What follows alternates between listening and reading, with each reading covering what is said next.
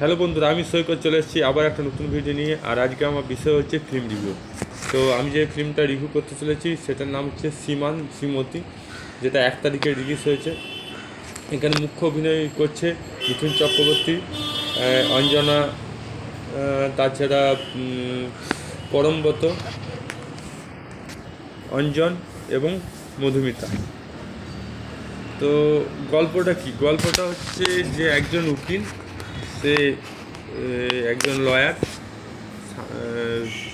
Divorce এবং marriage lawyer, কিন্তু সে সবারই জীবন ঠিকঠাক করে দিয়ে নিজের জীবনে সে অশান্তিতে ভুগছে এবং 27 বছর ধরে তার নিজস্ব জীবনে বিবাহ বিচ্ছেদের মতন পরিস্থিতি, এবং সেই পরিস্থিতিকে মোকাবেলা করতে পারবে কি পারবে না সেটা জানতে হলে আপনাকে 2 ঘন্টা 3 মিনিট এই গল্পটা সিনেমা ঘরে দেখতে হবে।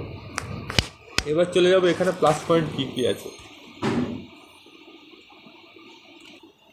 গল্পটা খুব মিষ্টি গল্প, ফ্যামিলি ড্রামা ফিল্ম। এখন পশ্চিমবাংলাতে ফ্যামিলি ড্রামা ফিল্ম চলছে, সেই হিসাবে এই ফিল্মটা খুব সুন্দরভাবে সাজিয়ে তুলেছে। প্রথম প্লাস পয়েন্ট হচ্ছে এখানে স্টার্টিংটাই দেখে প্রথমে ভেবেছিলাম যে মধুমিতা সরকার এবং পরমব্রত চ্যাটার্জি এখানে প্রধান চরিত্রে অভিনয় করছে, হয়তো প্রথম তাই ভেবেছিলাম, কিন্তু পরে বুঝতে পারলাম না, তা না, এখানে মুখ্য চরিত্রে অভিনয় করছে মিঠুন চক্রবর্তী এবং অঞ্জনা। তো প্রথমে স্টার্টিংটাই শুরুতে বিশ্বনাথ খুব হাসিয়েছে, যদিও ওটা হাসির পয়েন্ট ছিল না। যে বলেছিল 1 সপ্তাহ হতে না হতে আপনার যদি কোনো হয় তা আমার সাথে যোগাযোগ রাখুন। তারপর পরমগত 1 সপ্তাহের মধ্যে আসে তার কাছে, তার কথাটা ঠিক। পরে সে সাজেস্ট করে মিঠুন চক্রবর্তীকে এবং তাদের জীবনটা সেট আপ করে দেয়। এবং মিঠুন চক্রবর্তী যেহেতু ছেলে নেই, পরমব্রত তাকে ছেলে বাবার মতন ভালোবাসত এবং তাকে সাহায্য করতো তার ভাঙা সংসারকে জোড়া লাগানোর। তো এটাই হচ্ছে মেন গল্প। এবং তার জন্য কি কি নাটক করে সেগুলো দেখতে গেলে আপনাকে এই সিনেমাটা মিস করলে চলবে না। তো কখনো শরীর খারাপের নাটক মিঠুন চক্রবর্তীর, কখনো তার অনেক কিছু গোয়েন্দাগিরি করা। হ্যাঁ, তারপর এখানে অঞ্জন দত্তের অভিনয়টাও খুব ভালো লেগেছে। যে অঞ্জন দত্ত যে আসার এন্ট্রিটা, যে মারপিট, যে একটা ফাইট সিন আছে, মানে এখন বাংলা সিনেমা একটা ফাইট সিন রাখতেই হবে।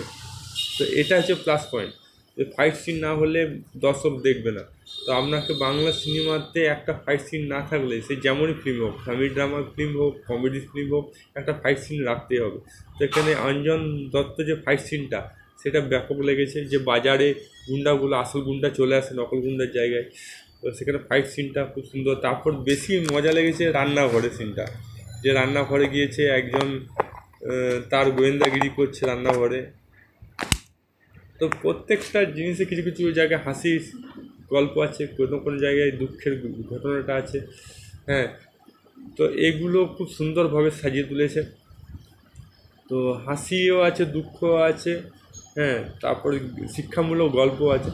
আর যেটা সবচেয়ে বেশি ভালো লেগেছে, যেটা আমার সবচেয়ে বেশি ভালো লেগেছে সেটা হচ্ছে ওই গানের লড়াই হচ্ছিল, ওই সিনটা খুব সুন্দর লেগেছে। হ্যাঁ, সবাই মিলে গানের লড়াই, যেটা এখন আমরা খুব মিস করি, এখনকার জেনারেশনরা খুব মিস করে। পুরনো জেনারেশনরা যারা 90 দশকে 80 দশকের লোক, তারা খুব মিস করে গানের লড়াইটা। এখন আর গানের লড়াই হয় না, সবাই মিলে খুব কম হয়। তো পুরনো ধাঁচে আছে, নতুন ধাঁচে আছে, কিন্তু গল্পটা খুব সুন্দর।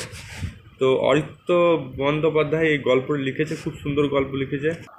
এবার দেখার বিষয় হচ্ছে বক্স অফিস কালেকশন কেমন করে, কারণ গল্প ভালো হলে তো চলবে না, দর্শকদের সাপোর্ট চাই। তো আমি এটাই বলবো যে দর্শকরা এই সিনেমাটা সাপোর্ট করুন। ফ্যামিলি ড্রামা ফিল্ম বলে ইগনোর করবে না, কারণ আমাদের বাঙালি দর্শকরা ফ্যামিলি ড্রামা ফিল্মটা আজকাল ইগনোর করে। হ্যাঁ, আর হিন্দি আর সাউথের দিকে বেশি ঝুঁকে যাচ্ছে। তো আমি সাজেস্ট করবো, এটা ভালো সিনেমা, নিঃসন্দেহে এটাকে সাপোর্ট করুন, খুব ভালো।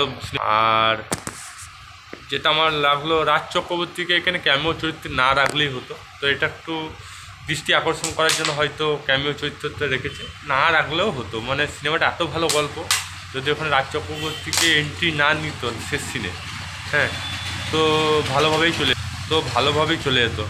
এই ছিল আমার আজকের ফুল রিভিউ।